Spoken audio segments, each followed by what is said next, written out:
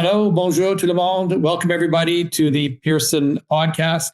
I'm Kevin Bosch, the chair of the Pearson Centre. We're delighted today to have a wonderful discussion between former ambassador, former minister, former Liberal leader, Stéphane Dion, and member of parliament for Calgary Confederation, Corey Hogan, on the issue of the possible upcoming referendums in both Alberta and Quebec. As an Albertan who now lives in Quebec, I have a vested interest in both of these referendums. I'd like to start by acknowledging that I'm coming to you from the traditional territory of the Anishinaabe Algonquin people, with whom we continue our journey of reconciliation every day. I'd also like to acknowledge our sustaining sponsors for the Pearson Centre. We really appreciate your support throughout the year. MAPCO, Ontario's professional employees, CBTU, Canada's building trade unions, NWMO, the Nuclear Waste Management Organization, TikTok Canada, Bruce Power, Sandstone Group, Fasken, and Spark Advocacy and National News Watch, who is our media sponsor. So with that, I'll turn it over to our wonderful President CEO of the Pearson Centre, Pam Damoff, who will conduct our interview today. Over to you, Pam. Thanks so much, Kevin. And Stéphane and Corey, thank you so very, very much for being with us today. This is such an important subject, which I don't think Canadians are paying as much attention to as we probably should be. So it's great to have you here to talk about something that is just so critically important. Monsieur Dion, you were recruited to run for the Liberal Party after a very narrow victory by the Federalist side in Quebec, and you were responsible for as a federal cabinet minister for the Clarity Act. It was directly in response to the referendum, and I just wondered if you could talk a little bit about the Clarity Act and the relevance that it has here today in Canada. Thank you, Pam. Thank you for the invitation. What happened at that time is that Canada had two referendums on secession, one in 1980 and one in 1995. And in 1995, the view of the separatist leaders, Mr. Parizeau and Mr. Bouchard, was that if they have more votes for the yes than for the no, right away, they have the right, the National Assembly of Quebec and the Premier of Quebec, to declare themselves an independent country. That was the international law. It was undisputable. It was not democratic to question that, and so on. But it was not true. So we had two disagreements. One about, is it a good idea to separate from Canada? But the other one was, in which way it may be done. And the unilateral way by which the Quebec government wanted to do separation would have been very dangerous. I think we should stop to pretend that Canada went so close to a breakup in 1995. A breakup would not have been practically possible through an illegal process of secession, the one Mr. Parizeau had in mind. It would have been a mess and even chaos in Montreal. And I was so convinced of that, I wrote that at that time, that Prime Minister Chrétien invited me to be the unity minister practically. And so I had two priorities. One was to make the point that about the why there is no reason to break up Canada, but about the how, clarify how it may be done for the sake of everyone, the ones who wanted to leave as the one who wanted to stay. At least we need to know how it may be done, because Canada have accepted its divisibility under the law. We are not an indivisible country like the US or France or most democracies in the world. We have accepted the possibility that a province may secede, but not unilaterally, through a constitutional process and a proper negotiation under the ground of a clear support for secession. And it's why we went to the Supreme Court of Canada and they ruled in 1998 that indeed there is no right of unilateral secession. There is an obligation to negotiate and to negotiate if there is a clear support without obligation of result, but at least to try to negotiate what is possible to negotiate under circumstances. And it's what we have done. And if we follow through with the Clarity Act, it was because the government of Quebec of the time, the one of Mr. Bouchard, was not willing to accept the ruling of the court, was not willing to accept that they didn't have the right to unilaterally secede. So Canada said, on behalf of the government of Canada, we will not negotiate a unilateral secession. We will not allow the government of Canada to do so because the House of Commons will have its word to say. So in a nutshell, it's why I came in politics at that time. We're certainly glad that you did. And the work that you did on this is I think all of us had hoped we would never have to be in this situation again. But sadly, we are not just in Quebec, but also in Alberta. Corey, thank you so much for joining us. Congratulations. You've been almost 1 year as a member of parliament for Calgary Confederation, and you've been really outspoken on separation in Alberta. I know the Sturgeon Lake Cree Nation, I was just reading today, they're taking Alberta to court about the proposed referendum in the province. Could you maybe give us some background on what is happening in Alberta with a potential referendum, separation, and what are your thoughts on what's happening in your home province right now? Yeah, I mean, my story is not as dramatic as Stéphane's. I didn't get a call from the prime minister, but this is the issue that drew me into politics, really. Yeah, we were all looking about this time last year at what was going on in the world with, of course, Donald Trump and his saber rattling towards our country, calling our prime minister governor and all of that. But also as an Albertan, I was looking at a conversation begin that was causing me a lot of concern too about the place of Alberta in federation or not. And I saw that there was a certain willingness to have that conversation from the leaders of the province, frankly, that I just hadn't seen before and I was very uncomfortable with. And it also felt like a conversation that was not really moored in Canadian traditions, Canadian law, Canadian custom. And I think myself and a lot of people were looking around and saying, what is going on here? So your question, what is going on, is one that I think that we've been struggling with as a province for the last year, because as Albertans, it's sometimes hard to figure out how seriously we take this, how seriously we should take this. I go back and forth on this sometimes, but it can be summarized as this. Alberta, not unlike Quebec, has always had a certain number of separatists, at least in modern time, right? I work in the public opinion space, or I did before I was elected, and I was the DM of communications for Government of Alberta. And so I saw polling there, and I looked at polling, what it was in the 80s and the 90s. And the bottom line is this: about 1 in 5 Albertans have always been separatists of some level, soft separatists mostly.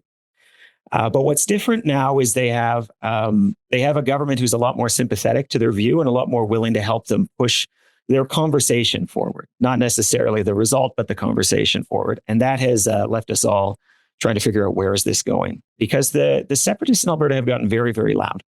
And they seem to be dominating the conversation in the public sphere right now. And as a consequence, I think as a direct consequence, you're starting to see some of those separatist numbers tick up in Alberta. Now, it's still not anywhere near a majority. We're talking about 30% in some polls. I think I've seen as high as low 30s. But you're also seeing a hardening of separatist opinion. The 20% is no longer a soft 20%. It's about 28% firm separatists, maybe a little less than that, maybe more like 15%. And that has changed the discourse here. So we're not quite sure how to respond, I think, in a philosophical sense. But then in a practical sense, we may very well have a referendum on October 19th, 2026, because the Premier of Alberta has said if the separatists who are going around collecting signatures for this get the signatures, that's what's going to happen. And the last thing I'll just mention on that note is Alberta has had citizen initiative laws for less time than you think, only a few years, but the Premier of Alberta and the government of Alberta lowered the threshold really to allow the separatists to get their question onto the ballot. Depending, if you want to give a charitable read, it's to allow it to be a release valve. If you want to give an uncharitable read, it's because there's sympathies within the UCP government towards this. So this might be coming on top of us in a way that I think is much, much faster than Albertans are really prepared for. And one other thing I'll say about the Quebec referendums is you knew they were coming. There were conversations for years. People ran on this. PQ governments got elected on this. That is not the case here in Alberta. This is almost a separatist conversation through the back door, and nobody knows what happens in that case. So, do you think, Corey, that the Premier will follow the requirements of the Clarity Act in holding a referendum? I would make an argument that even by holding it in conjunction with 9 other referendum, she is not following the Clarity Act, because how do you have a clear question when you are also putting forward a constitutional bundle like that? Like, what are you voting for or against, not knowing what the outcome of those other questions are? Something as serious as breaking up our country, something as serious as dividing families, as doing the economic damage, the social damage to Alberta that would do, can't be one of 10 questions, in my opinion. So not off to a great start on that front, whether or not she will follow it. But I do think that the government of Alberta does understand there is a body of law here. I do think the government of Alberta will at least acknowledge towards that. But I think we don't know. We simply don't know, because this is all coming on us so fast. And we haven't had time as a province to have these conversations in the public sphere. It just hasn't happened yet. Mr. Dion, you recently wrote, and you mentioned earlier, about how Canada is unique in the world. Countries like the United States and France, in fact, most countries around the world, we wouldn't even be having this conversation. And yet in Canada, we're the exception in the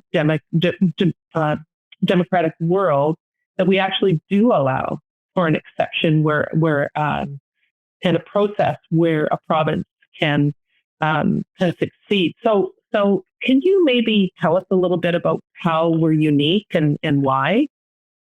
We are unique, Pam, because what Corey described would be unthinkable in any other country of the world.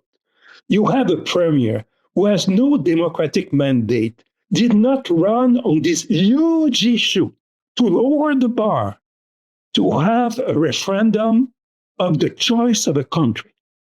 She did it without any democratic mandate. She did not run about it. I think it's completely unacceptable in any other country of the world. And in Canada, nobody protests except me. Nobody seems to consider that as completely unacceptable. Second thing that Corey described, the premier came with a list of questions she wanted to ask in a kind of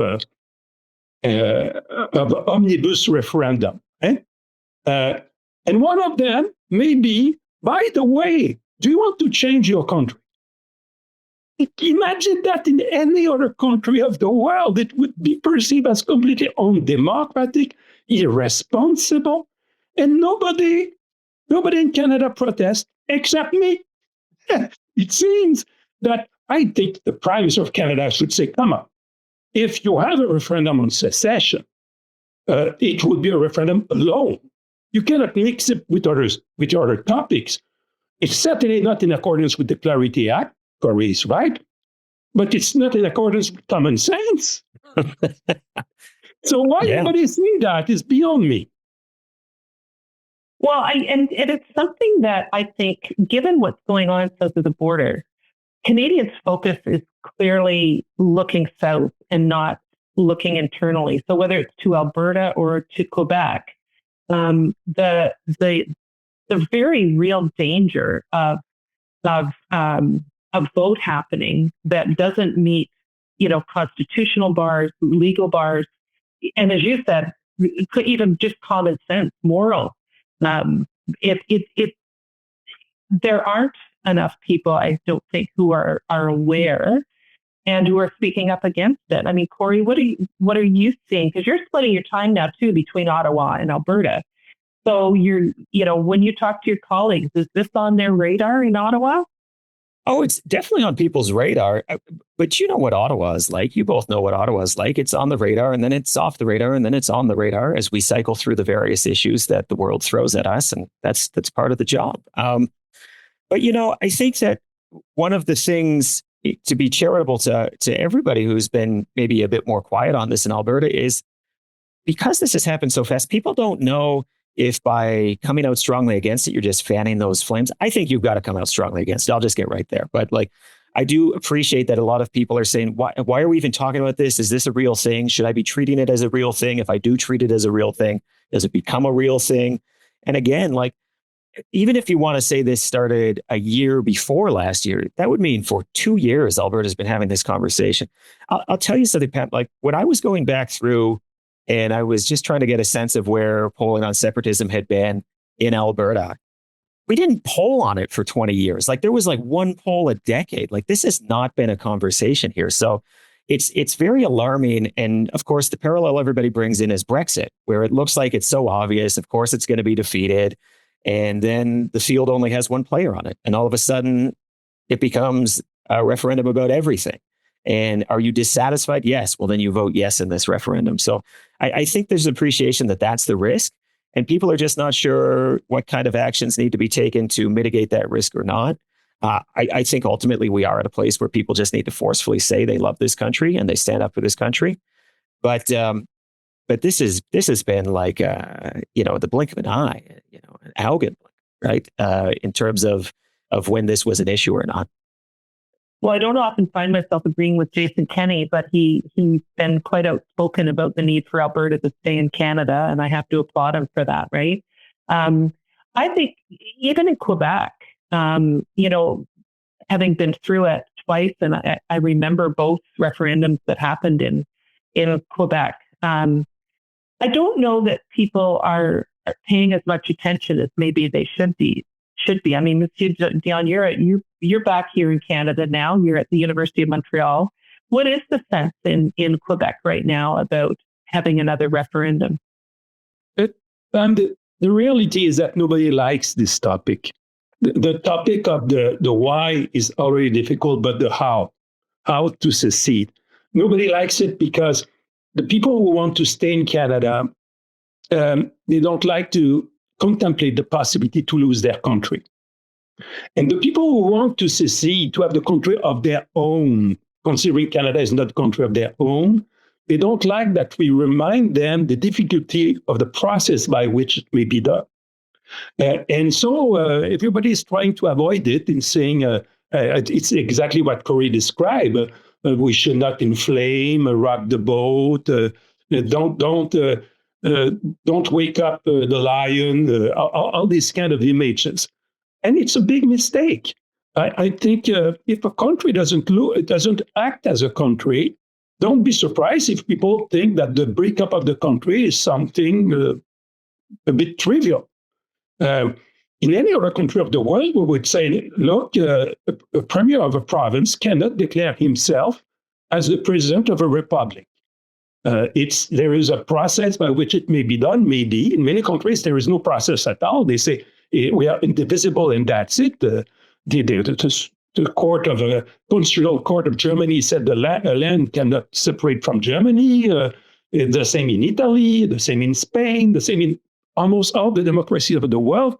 In Canada, okay, a province may secede, but through a process, you need to show that the province wants to secede. It's not only a population split in the middle and we are not sure. It's clearly the case that they think they would be happier if they were not Canadians. And then you need to negotiate to be sure that the constitutional rights of everyone will be respected as much as possible, including Aboriginal Canadians who may prefer to stay in Canada with their territories.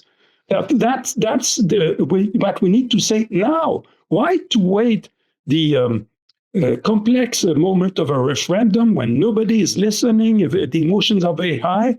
Why not to say that now, very clearly, very calmly? It's the way, and to say to the world, it's a Canadian issue. We don't want Mr. Trump or any other one to interfere in a Canadian issue. It should be said clearly, strongly, calmly now. I mean, it is like crisis management 101 that you move as much of the conversation outside of the crisis as possible. So I 100% agree. We should be having very clear, very concrete conversations about how these things would happen before we're in that moment where all of a sudden tensions are high and every discussion is put through the lens of, is this a political discussion to try to afford an advantage, 2 weeks before a potential referendum? You're just trying to scare us, things like that, things we've heard in previous referendums. And we've just got to lay out the rules very clearly. We owe that to Canadians. We owe that to Quebecers. We owe that to Albertans. And we're not doing anybody a kindness by sitting in this ambiguous space. Yes. Recently, the leader of the Parti québécois, Monsieur Paul Saint-Pierre Plamondon, said if there is a clear yes vote, we'll change the delegation of Quebec in embassies. And we'll say to the consulates of the other countries that are in Quebec, you are now embassies. It should have been said right away, but you don't have this right. After a referendum that you think you have won, you should assess if the majority is clear enough to have the constitutional negotiation in order to change Quebec in an independent country. But Quebec cannot be changed in an independent country without a constitutional amendment of the Constitution of Canada. That must be very clearly said. And in the meantime, the province of Quebec negotiate as a province, not as an independent country. So you don't have the right to say my delegations of Quebec around the world are not embassies. It should be said. Why we don't say so? I think it's because we hope that the Parti québécois will lose the election, the provincial election, that the Liberals will win, or another party, but it's likely to be the Liberal Party of Quebec will win, Parti pro-Canada. And so we will not have this difficult discussion. So we don't want to engage now. I guess it's the reason why we postpone this difficult dialogue. I understand this view from the Prime Minister of Canada, but I'm not part of the team anymore. I'm a free man, and I'm saying what I think should be said now. Well, I think we all appreciate you being so outspoken on this.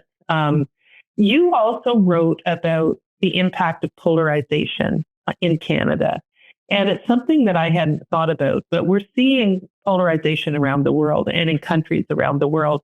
But only in Canada are we seeing that manifesting as a desire to separate. We're seeing it in Alberta, we're seeing it in Quebec, where, that polarization has really pushed people to the point where they're saying, I don't want to be part of the country anymore. Can you maybe talk about that article that you wrote? Because it was fascinating. Yes, it was. I think in Sage, the platform. Mm-hmm. I have been in Europe during 8 years, and the two main sources of polarization I have seen, not the two only ones, I have a lot of economic and other social issues, but the two main ones were immigration and climate policies. Immigration, or aging populations, seeing people coming from other continents, other religions, and they have problem with it. And a politician is telling them, a skilled politician is telling them, I will build a wall to protect the world, against the world you're afraid of. Well, these populations will start to vote for parties by identity politics. So you see that strong in Europe, in the United States. Mr. Trump is the result of that in large part. And in Canada, it became a reason for separation in Quebec. And I understand, Corey will confirm, that it's also an issue in Alberta.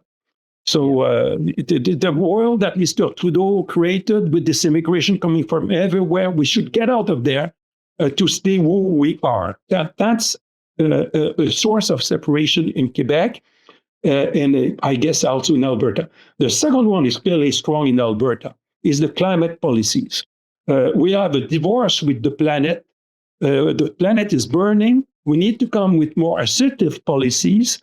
But in a province where oil, gas, and coal is so big in the economy, it creates some resistance. It creates tensions everywhere in Europe and in the United States.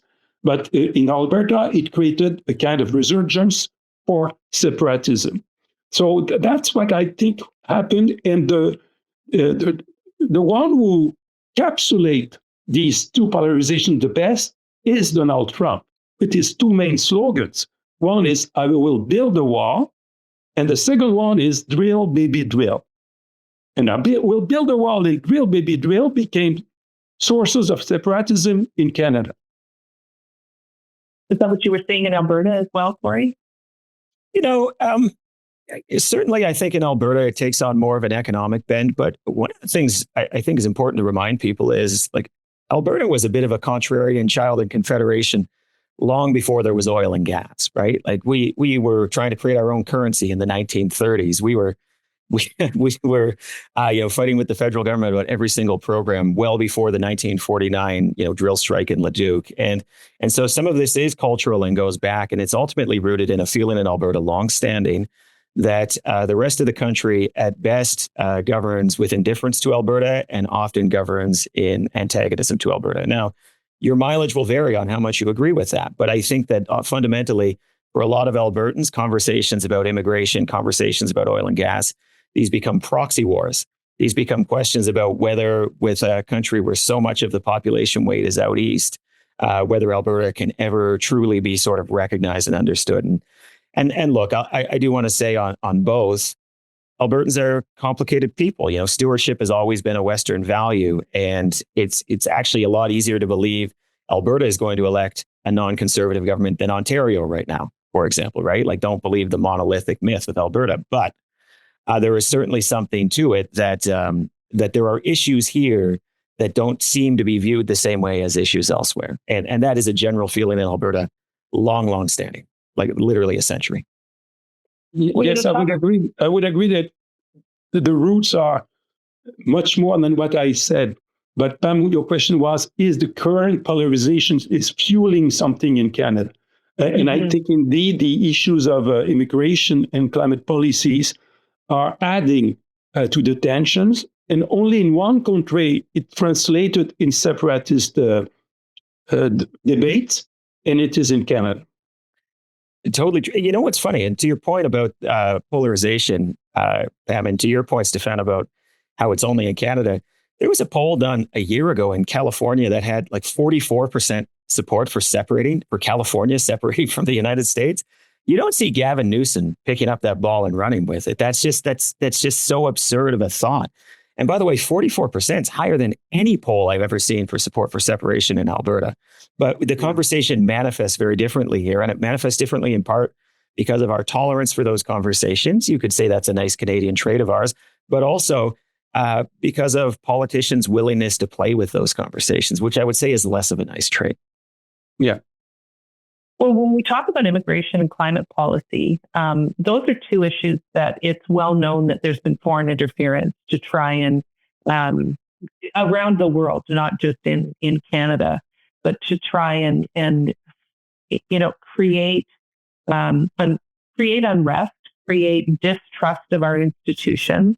You see it in Europe, you see it here, you see it in the U.S. And I know there's been talk about the possibility of foreign interference on what's happening in Alberta right now. I mean, what are your thoughts on that? Maybe we'll start with you, Corey. Yeah, I mean, I think you'd have to be a little naive to think it's not happening. This is a dangerous world. We see it every day. We see adversaries across the globe. Vladimir Putin has been caught doing this so many times, and he's but one of many actors out there who is interested in sowing discord. And look, as Albertans, you do have to ask some sensible questions about where is some of the money coming from for some of these separatist activities. What is fueling the conversation here? Who's got an interest in fueling that conversation? And, I think 10 years ago, I'd see these conversations on social media and I would think, oh, you know what? The problem is just, it's us older people, right? Like we just don't have the antibodies. We don't know how to deal with it. We can't tell the fact from the fiction, but the next generation will be better. I no longer believe that. Like, I think that these algorithms are very dangerous. I think the actors are very sophisticated and they are quite good at getting people down rabbit holes that make them question things that that fundamentally are not in people's interest to question or to debate or to argue. And we need to be asking some hard questions, and we need to be putting up some strong walls, not just as Canadians, but I think we need to work with like-minded allies and say, what are we doing to make sure that we are not destroying ourselves with our openness on the tech side and just the permissiveness with which we allow people to be manipulated as a business model. It's just as simple as that. Well, and coming from Europe, I mean, Europe has very different, more stringent rules, but are still subject to foreign interference. I do think, or I notice personally, I think there's more awareness because of what's going on between Russia and Ukraine in certain European countries to the idea of misinformation and disinformation. But you've just returned from Europe. What are your thoughts, Mr. Dion? Stéphane. Okay. There's no doubt that if you look, for example, this referendum on secession in Catalonia, that we know that Russia interfered. Russia would have been very pleased to see a mess in Europe with the separatist movements. Not Russia, the Putin regime interfered. So I've no doubt that it will happen if we have a referendum in Alberta and in Quebec. But they will have another uncertainty in addition to this one. It is that we don't know what President Trump will do. He is serious when he said that he would like to absorb Canada, to have annexation of Canada. So why not to start with the province? If Canada collapses, if you have Quebec leaving, Alberta leaving, and then you have maybe 10 egotistic republics at the north of the United States, it will be much easier to take control of the resources of Canada for Trump. So the likelihood that he will, if there is a referendum in Alberta this fall, that he will interfere himself and his proxies in order to encourage Albertans to leave Canada as a first step before having them and their resources at the mercy of the United States, it's a possibility. And it's completely contrary to the usual behavior of states about secessions.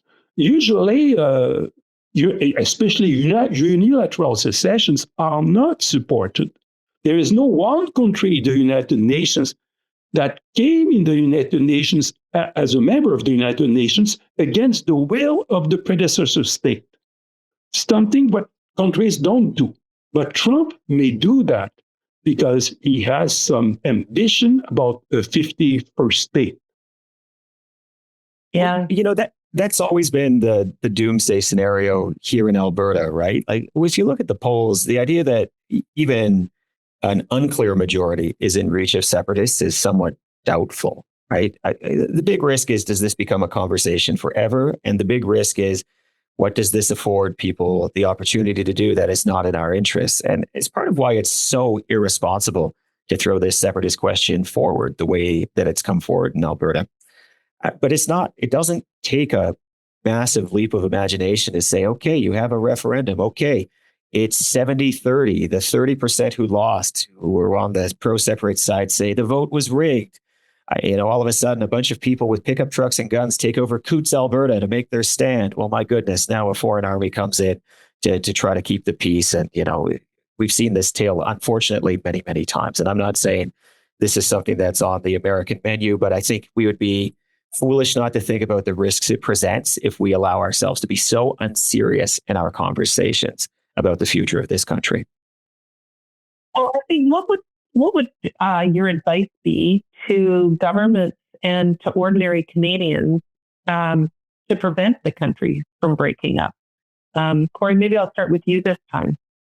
I think that this is actually a question I get asked a lot here in Alberta. Like, should I do something? What should I do? I think first and foremost, use your voice. You don't need to be rude about it. But if you're here in Alberta and you see somebody walking around with a 51st State shirt or Republic of Alberta, tell them just plainly and politely, I'm not with you. Don't let them think they're in the majority. Don't allow them to dominate the conversation the way they've dominated it. As these conversations occur, make clear your views. Don't be that wallflower who doesn't really want to start a fight because you think, oh, that's just Uncle Ralph being weird in the corner. And take on Uncle Ralph. Tell him clearly and politely, no, we're not with you. Most people are not with you. Let's not allow, first of all, the illusion to take hold that Albertans are a bunch of separatists, because unfortunately they are dominating the conversation right now. They are the loud ones. That is for sure the case. And when I look at elected officials in Alberta, the silence is deafening. I think elected officials need to stand up and say, we're not with you. Right now, they're trying to ride this bull where they're not trying to antagonize. I'm talking particularly conservative politicians here, not trying to antagonize their half of their base. And they're doing that at the expense of the other half that are not separatists, and certainly at the expense of the majority of the population of the province. I think we also need to start asking hard questions and not allow people to be in these fantasy lands that they are. Like the magical thinking that underpins a lot of these separatist conversations needs to be called out. And everybody's very mindful of backfire effects. You introduce a rebuttal and that then it creates more awareness of the original argument. That's fine. I get that. You don't want to be going out there and unsolicited providing conversations about these things. But if somebody has, this separatist talking point and they put it forward, those of us who love this country need to be ready to rebut them. One of them I hear in Alberta all the time, which is just very frustrating to me, is this idea that, hey, if Alberta was separate under international law, people would have to allow us a pipeline to the West Coast. Well, no, that's simply not true. That is 100% not true.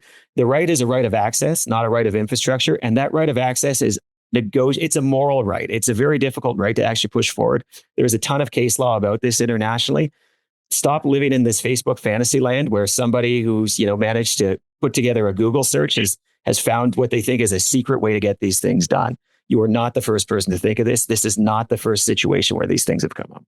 So we've got to be ready to fight them with facts as well. And I think to Stéphane's point where he began, we need to be very firm about the rules of engagement here. We can't let a referendum that is one question out of 10 that is maybe not clearly put and is certainly not clearly bundled be the foundation of anything. It's the foundation of nothing. You want to have a real conversation about this, have a provincial election where it's clear that this might become a conversation, have a clear question that is negotiated with the federal government to make sure that everybody agrees, and be very honest with citizens that it is the start, not the end of a process that requires extensive negotiations, and that those negotiations are not predetermined. And you may not get the things you think you're going to get at the end of this.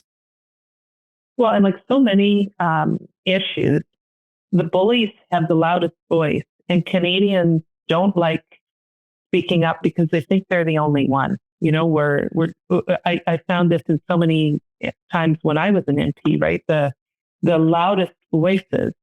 The majority of people may not agree with them, but it's because, and I've noticed it more so since COVID, the people who are the silent majority are genuinely afraid to speak up because there's such an aggressive, it's a very aggressive attack that they can be subject to. So they just keep quiet about it. But I think the more that people do speak up, the more they realize there's a whole army of people that agree with their thinking.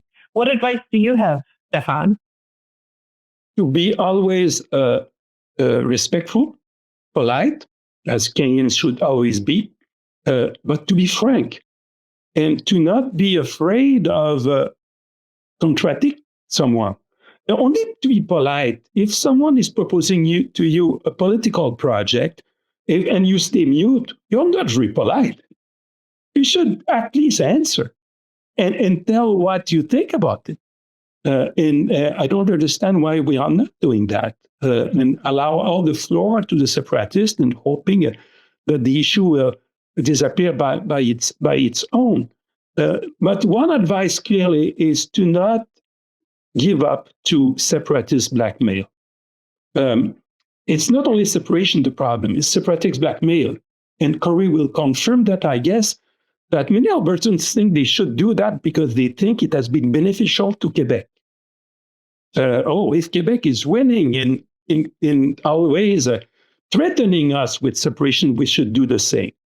I know it's not true. The province of Quebec would be richer, much more effective if all the talents and skill we have would be used to build a stronger Canada instead of trying to split Canada. But this idea that separation is paying off, the threat of separation is something paying off, so we should do that in other provinces, is very detrimental. So, for example, very concretely, if one day we have another pipeline that go to the Pacific Ocean, it should not be with the hope to appease some separatists in Alberta. It should be because the government of the day and the House of Commons and the provinces concluded that it was the public interest of Canada to do so, and there's a strong business case with the private sector on board. And it properly done with Aboriginal peoples and everything. That's the way. But to do it in order to please the separatists in Alberta, don't you think they will double down their request after that?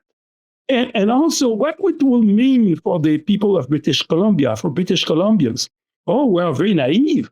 We have been imposed a pipeline we didn't want because we did not blackmail with separation as Albertans did.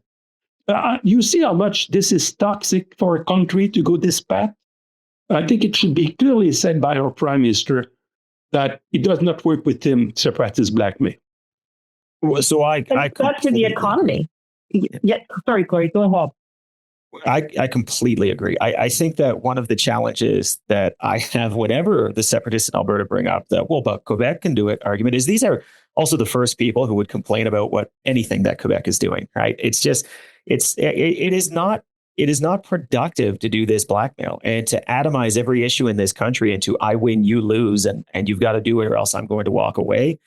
But you no longer have a country the moment that is the case. And the bulwark that exists against separation that governments should use is governing well. And that is making sure that you're making all of those voices heard at the table and that you're listening to people's considerations. And that doesn't mean surrendering every time to those considerations. It means finding compromises. It means people get turns. It means we think as a whole, not as 10 provinces and 3 territories. And that is within our reach. We can absolutely do that as a country, but we have to want to do it as a country. And I worry that politeness that Stéphane talked about that happens at cocktail parties where somebody says something and they don't say anything, right? Like they're like, I don't want to start a fight. I think that historically federal governments have been very guilty of that, have been saying like, okay, all these conversations are going on. The cost of peace and confederation today is we just duck out. We're quiet. We cede a little bit more of our authority as a federal government. You're not going to have a federal government if you keep going down that path. We need national objectives. We need to work as a nation. We can't be just sitting there saying who's scaring us the most today and what can we give them. That is no way to have a country.